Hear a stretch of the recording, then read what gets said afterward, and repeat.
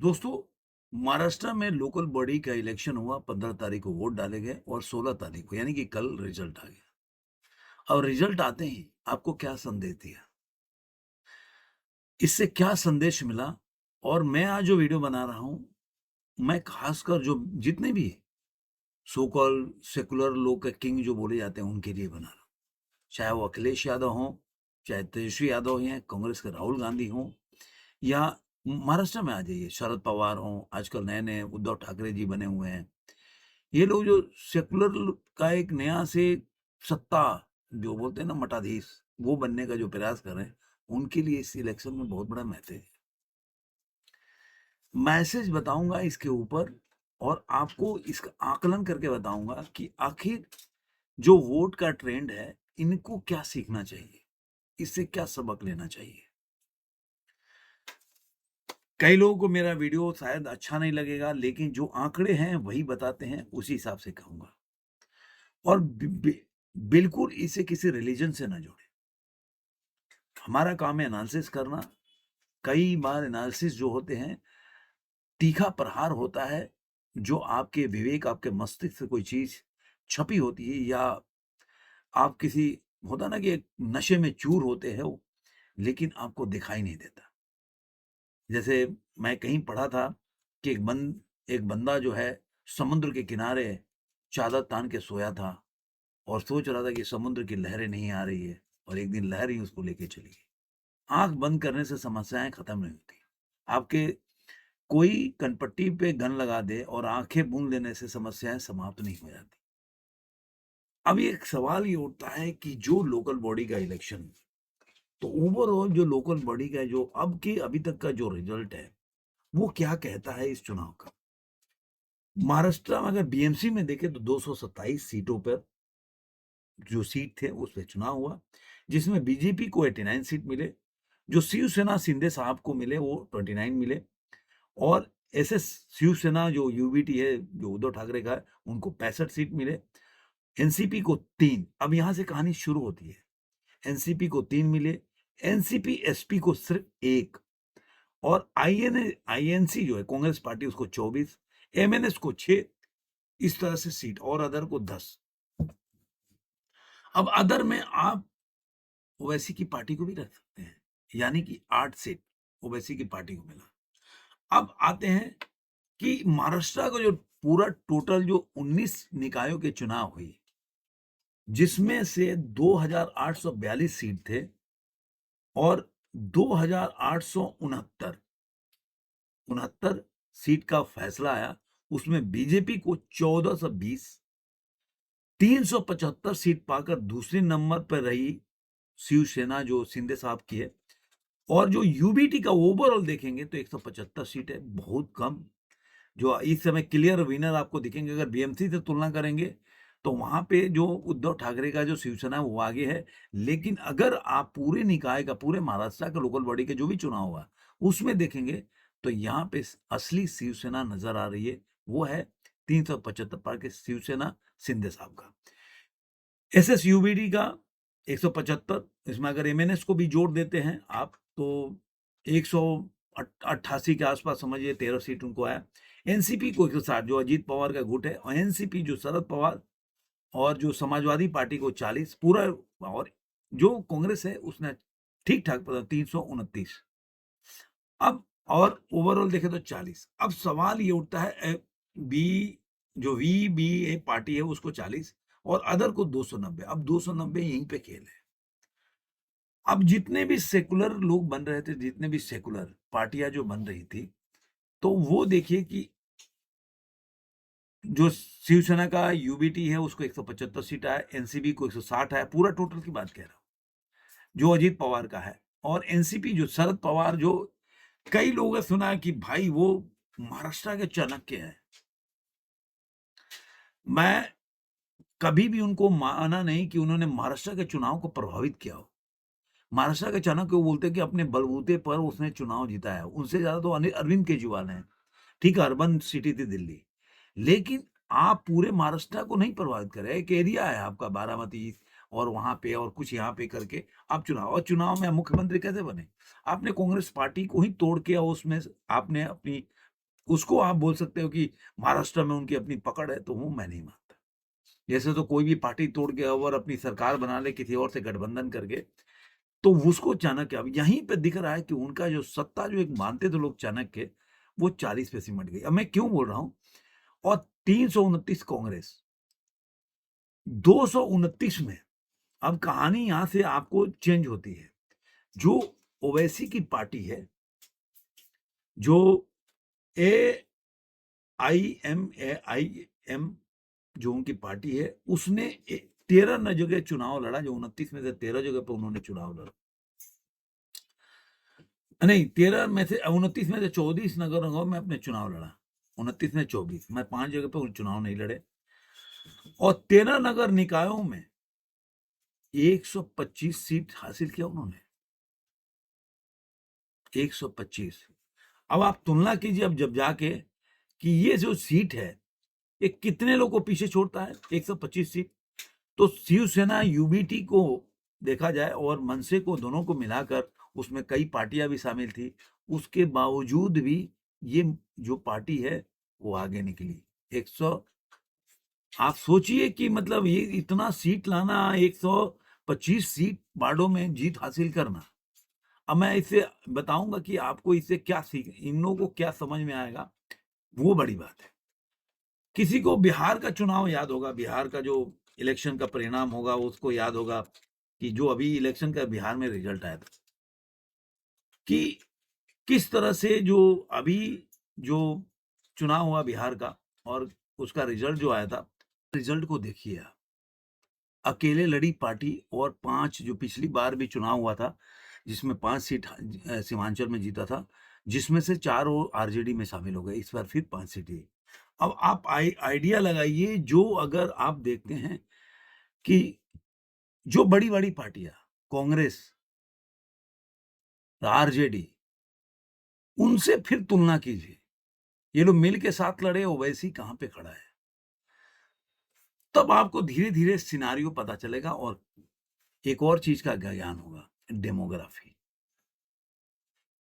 दोस्तों, मैं जब ये बात बोल रहा हूं, इनको सीखना चाहिए इनसे, जो भी इस चुनाव में लोग एक बोलते हैं कि मुस्लिम जो वोट बैंक है हमारे साथ है, हमारे साथ है। मुस्लिम जो वोट बैंक है हमेशा से जागरूक रहा है, अपने वोट को लेकर हमेशा से जागरूक रहा है। वो उसी व्यक्ति को वोट देता है, उसी कैंडिडेट को वोट देता है, जो कैंडिडेट बीजेपी के कैंडिडेट को हराती है। ये उनका पहले से क्लियर है। और यही इस चुनाव में बीएमसी से लेकर बिहार का जो रिजल्ट आया, और आने वाले दिनों में मैं आपको अभी से बोल रहा हूं, आप पश्चिम बंगाल और उत्तर प्रदेश में देखिएगा कि अब इनको जो मुस्लिम वोट बैंक है उनको लगने लगा है कि जो लोग भी ये हैं, जो मैं पहले बोला था, बहुत पहले की बात है, मैंने जब वीडियो बनाया था, स्टार्टिंग किया था जब, तो मुझे ढूंढना पड़ेगा कि मैंने बोला था कि मुस्लिम जो वोट बैंक है वो कांग्रेस की तरफ जा रही है, क्षेत्रीय दलों को छोड़ रही है, खासकर लोकसभा के चुनाव में। क्योंकि देखिए, बीजेपी को अगर आपको कहीं ना कहीं अगर फेस करना है, आपको डिफीट करना है, तो मान लीजिए अखिलेश यादव पूरा सीट भी जीत जाए, लोकसभा की बात कह रहा हूं, तो क्या कर लेंगे वो? सेंटर में तो आएंगे नहीं, क्योंकि पूरे देश में चुनाव तो लड़ते नहीं है। बीजेपी के अलावा एक ही ऐसी पार्टी है कांग्रेस, जो कि पूरा देश में चुनाव लड़ती है। तो कांग्रेस को अगर सीट ज्यादा मिली, तो अगर मान लीजिए कांग्रेस की तरफ पूरा लोग आ जाए, मान लीजिए एक मुस्लिम पूरा अगर कम्युनिटी आके वोट करे और दूसरे कम्युनिटी साथ में जुड़ जाए, तो कांग्रेस की जीतने की संभावनाएं बढ़ जाएगी। वो केंद्र केंद्र में जो बीजेपी को एक तरह से आप बोल सकते हैं कि फेस कर सकती है। लेकिन कोई भी क्षेत्रीय दल हो, चाहे महाराष्ट्र में हो, तमिलनाडु में हो, बिहार में हो, उत्तर प्रदेश में हो, वो उनकी एक सीमित क्षेत्र है। उस स्टेट के अलावा दूसरे स्टेट में उनकी वो पहुंच नहीं है। समाजवादी पार्टी कितना भी बड़ा पार्टी हो, लेकिन बिहार में पहुंच नहीं है। बिहार में कितनी भी आरजेडी हो, लेकिन उनकी पहुंच वहां नहीं है उत्तर प्रदेश में। ऐसे ही है इक्का दुक्का जगह समाजवादी पार्टी जो यहाँ आज की स्थिति है, समाजवादी पार्टी की जो गढ़ है, जहां से जो उनके लीडर हैं अब्बू आजमी, वहां पे एमआईएम ने अपना साढ़े ज़्यादातर सीटें निकाली है। ये दर्शाता है कि एमआईएम मुस्लिम वोट की उसकी तरफ अट्रैक्ट हो रहे हैं और मुस्लिम आने वाले दिनों में अब वो समझ गए हैं कि हमें किसको वोट देना है, कौन हमारे साथ खड़ा हो सकता है। तो अगर एक तरह से मान के चलिए जो ये पार्टियां अगर मुस्लिम वोटों का राजनीति कर रहे हैं, मुस्लिम वोट के लिए मर रहे हैं, चिल्ला रहे हैं, वो अगर छिटक जाए तो आज जनाधार क्या है? अखिलेश यादव एमवाई समीकरण पे चलते हैं तो यादव भी अगर थोड़ा बहुत छिटक गए, छिटक रहे हैं, जो चुनाव के अभी रिजल्ट आ रहे हैं जिस तरह से वोट पड़ रहे हैं, ऐसे तेजस्वी यादव का बिहार में भी हुआ। और मुस्लिम अगर सटक गए तो कहाँ जाएंगे, कितनी सीट मिलेगी, आप आइडिया लगा लीजिए। और ये दर्शाता है कि इनकी जो पूरी जो गणना है वो बीएमसी के चुनाव से आपको देखने को मिलेगा और बिहार के चुनाव से। अब जो है मुस्लिम मतदाता समझ गए हैं कि हमें किसको वोट देना है। हमें उसको वोट नहीं देना है जो बीजेपी के खिलाफ जीतती है, हमें उसको वोट देना है जो सत्ता में आने के बाद हमारे लिए कर सकती है, चाहे टाइम लगे। जो वैसे ही बोलते हैं, एक बार यहाँ का बुर्के वाली एक बार प्रधानमंत्री के लिए भी बोले थे, अभी मेयर के लिए भी बोले। तो जो बंदा खुल के बोलता है उसके साथ हम खड़े होंगे। ये उन सेकुलर जो पार्टी है उनके लिए एक बोल सकते हैं अलार्मिंग बेल है। ये बहुत बड़ा बेल है और यही हालत है जो एक समय एनसीपी जो है शरद पवार मतलब सेकुलरों के पुरोधा थे, आज उनकी स्थिति इसी महाराष्ट्र के लोकल बॉडी के इलेक्शन में क्या हालत है वो देख लीजिए। ये दर्शाता है कि आज वो कहां खड़े हैं। यहीं पे आप देखेंगे कि बीएमसी के चुनाव में आप सोचिए सिर्फ एक सीट और अजीत पवार को 3 सीट, दोनों को मिला 4 सीट। एसपी और एनसीपी का गठबंधन था उसके बावजूद भी सिर्फ एक सीट। आप सोचिए कि ये किसके लिए अलार्मिंग बेल है। उसके बाद जो कांग्रेस है उसको 24 मिला। अगर मान लीजिए 8 सीट लेके आया आप कांग्रेस, मतलब इतनी बड़ी पार्टी होकर भी 24 लेके आई। एमआईएम उतनी बड़ी पार्टी नहीं है, लेकिन धीरे धीरे वो फैल रही है। बीजेपी को फैलने में कितना टाइम लगा, लेकिन आज बीजेपी की जो राजनीति है वो क्या है, एक हिंदू की राजनीति है।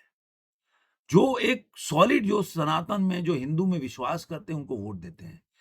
तो आज उसके छत्र छाया में चाहे वो किसी भी जगह के लोग हों, चाहे महाराष्ट्र में, मैं मुंबई में रहता हूँ, मराठी कम्युनिटी है, वो लोग भी खुल के बीजेपी को वोट देते हैं। ठीक है, शिवसेना के साथ भी, शिंदे साहब के साथ भी जाते हैं, उद्धव ठाकरे मसाल छाप के साथ भी जाते हैं, लेकिन बहुत बड़ा चंक बीजेपी के साथ भी जाता है।